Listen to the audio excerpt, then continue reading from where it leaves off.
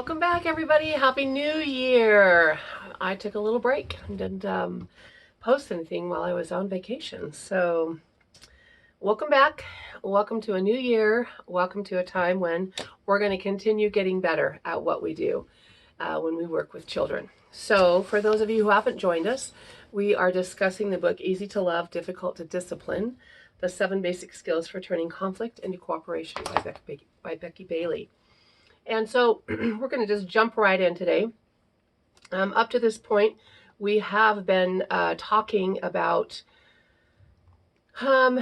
just how to speak the language of children and how to use the gift of encouragement that we've been given.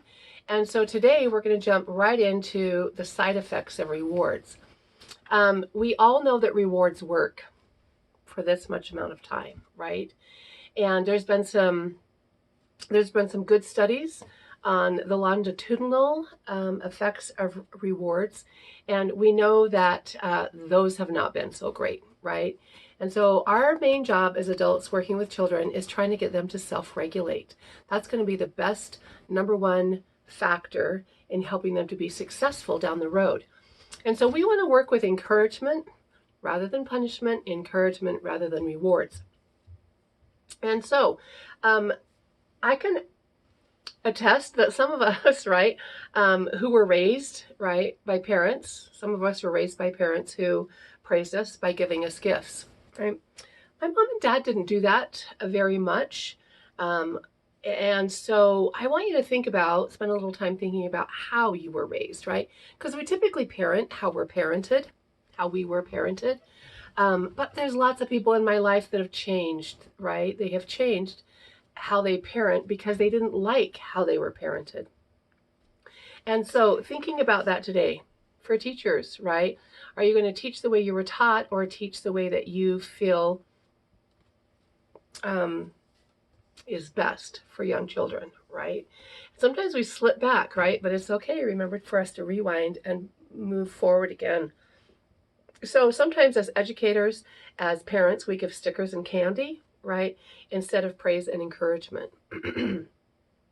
So instead of saying, hey, you located a pencil for your friend so she could complete her work, that was thoughtful, right? We give them a treat for doing something. And I remember my first year of teaching. No, this was my third year of teaching, actually, because my first year of teaching, I was a little punitive. I was quite punitive, actually, because my team was doing that. And so I was the new kid on the block, and so I had to do it. But I'll get to that story in just a minute. So as I'm teaching first grade, and I'm thinking, oh, this is going to be so great to have children write their names. So I'm going to give them chance slips, and every time they do something noteworthy, I'm going to give them a little piece of paper. They're going to write their name. It's going to be a great writing activity, right? And then they can put it in, and every day they can, whoever gets the chance drawn, then they can either take something from the fishbowl, or they can put 5 times, right? 5 chance names into the big one for Friday. And as I did that, I was so frustrated with the kids. And I'm like, wait a minute. This is not the kids. This is Dory that did this, right? And I just remember them saying to me, so I would say, okay, so you need to clean up your area. Do we get chance slips for that? I was like, do you get chance? No, you don't get chance slips for that. And I'd say, this is what you need to do. Do I get a chance slip for that? Hey, Miss Hawes, I picked up some paper on the floor. Do I get a chance slip for that? I was like, wait a minute, this is backwards. I am taking something that most children are innately motivated to do, and I am externalizing this, right? It took me a while to figure it out, folks. That was on my third year of teaching. And so one of the things that I have tried to remember since then, right, is not that rewards are not necessarily good, because we know that they are quick and they work. But I am thinking about the long-term effects, right? And so instead of affection and encouragement, right, children are getting tangible items, stickers, candy, Xboxes, new bikes, right? And so this trend is driven by advertisement. If you sit down and watch television for a moment, you're going to recognize that all the ads suggest this product that says, I love you. I love you, right? And so what do we see in our brain? Our brain says, okay, in order for people to love me, I have to give them gifts, right? So, and I can say, as Becky Bailey says in her book, that it doesn't matter how many gummy bears, chocolate covered for me, right? It doesn't matter how many of them I have, they can never replace connecting with other people. This week we had the kids back for the first time since a 3-week break. And it was just so fun for them, for me, I'll be honest. It was fun for me to watch them saying, connection, connection, right? Because that's what we're trying to teach these kids, is connecting with people is most important. So the material rewards that we've been talking about over time become meaningless, right? As they teach children that their value depends on the things that they acquire. So why do we want to keep up with the Joneses? Right? Because, well, I think everybody really likes the Joneses, and they have a boat and they have a big house. And so in order for everybody to like them, I need to have a boat and a big house, right? They're teaching children that their value depends on the things that they acquire. Right? So when we as adults rely on material rewards, we are teaching children to value things more than they value relationships, right? And that has tremendous side effects. And we're seeing that in today's society. If you know Alfie Cohen, he's written some really great books for educators, but he wrote one called Punished by Rewards. So if you haven't looked it up, it's a great book to read. But it states in there that rewards cannot produce lasting changes in behavior because they do not affect the recipient's beliefs or emotional ties, right? So we can't produce lasting changes. We can produce short changes, right? And that's why we love rewards. Okay, if you do this, I'm going to give you this. If you do this, I'm doing it, right? And then it fizzles out, right? So there's no lasting effects for the rewards. So as we think about rewards, these are the undesirable effects that we're talking about. Number one, rewards can decrease the quality of a child's performance.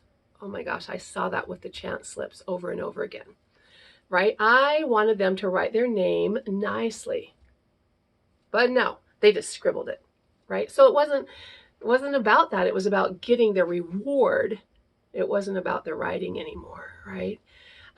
So the rewards decrease the quality of a child's performance, although they may increase the quantity. Can I have a chance slip for that? Right? They were always looking for something. So it increased the quantity, but it didn't necessarily increase the quality of what I was trying to get. A good example of this is the Pizza Hut, the book reads reward system that Pizza Hut sends out, right? Before that, I was a teacher before that actually came out, and I had kids that were reading quite a few books, right? I had kids that really struggled and didn't. But as soon as that Pizza Hut book came out, the kids' books changed, right? Because it was dependent upon whether they got their pizza was dependent upon how many books they read.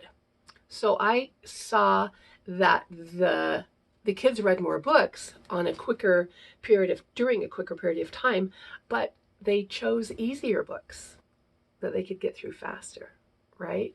And so I'm all about Pizza Hut. I love Pizza Hut. I'm all about getting kids to read. But there again, this is an example of how we have decreased the performance and increased the quantity, right? The second one, my friends, is rewards can damage relationships, right? They train children to please adults, to please the adults in their life, right?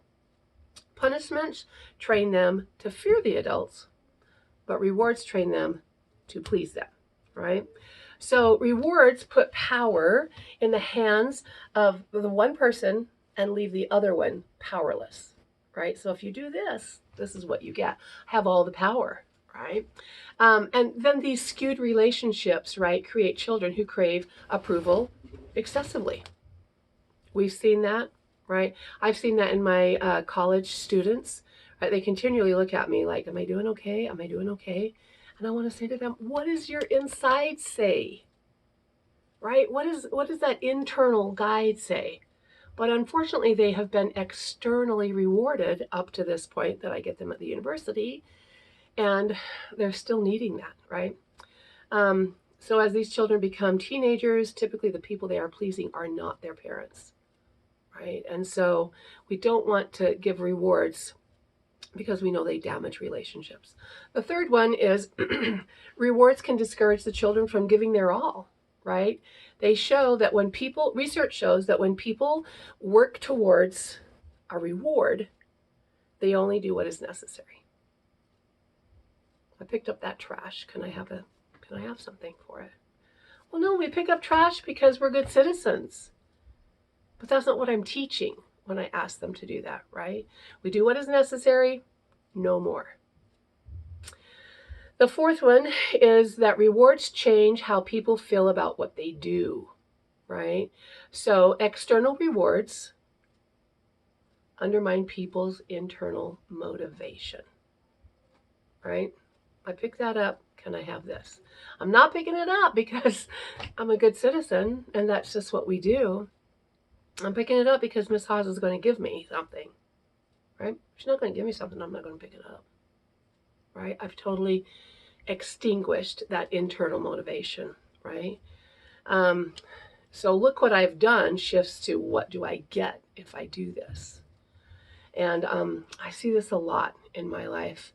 I know that we talked a little bit about, my first year of teaching and how I was punitive because I used punishment with a green card, right? Go turn your card to a yellow, then go turn your card to a red, and then go turn it to a black. I remember thinking that has really shaped part of my teacher identity and how I teach these days, because I want children to learn because of that internal motivation, not because of the external, right? And I just remember feeling very punitive sometimes when I would say, go turn your card. Oh, you're going to argue with me? Go turn it again, right? There was no dialogue for those kids. And sometimes teachers are so busy that there is no time for dialogue. But I've got to make time somehow for that dialogue for those kids to understand what's happening that's not acceptable, right? And so as we look into rewards, we've talked a little bit about punishments already, but if we look into rewards, as we think about how external rewards undermine people's internal motivation, we need to start thinking about the words that we're using, right? And so types of phrases like that, well, what do I do if can I have something for it? They indicate that we've relied on rewards too often. What do I get for this?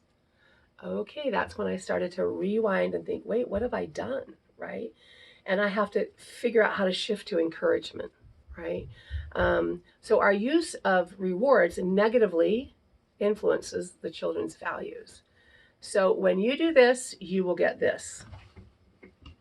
So when the first blank loses, or what I should say is the first blank loses value to whatever you put in the second blank, right? A couple of great examples that Becky Bailey uses. She says, broccoli and ice cream, right? When you eat your broccoli, you'll get ice cream. Well, the focus is on the ice cream, no more on the broccoli, right? If you're nice at grandma's house, then you can have a new toy. So the focus is on the new toy and not on being nice, right? And so we help our kids, we train our kids, right, with that value system when we use rewards. And I'm not saying we shouldn't ever, but I think we should understand what's happening when we use rewards too much, right? Because there are side effects for using rewards. So just kind of watch yourself this week, seeing if you're using if you do this, you get this, right? And seeing what happens. And just think about Alfie Cohen's book, right? Thinking about the quality of children's performance. They're going to decrease that if we use rewards, although they may increase the quantity. thinking about the fact that rewards damage relationships, that rewards discourage children from giving their all, and that rewards change how people feel about what they do. So, good luck this week, and we'll tune in next week again on Friday. Happy New Year, everybody.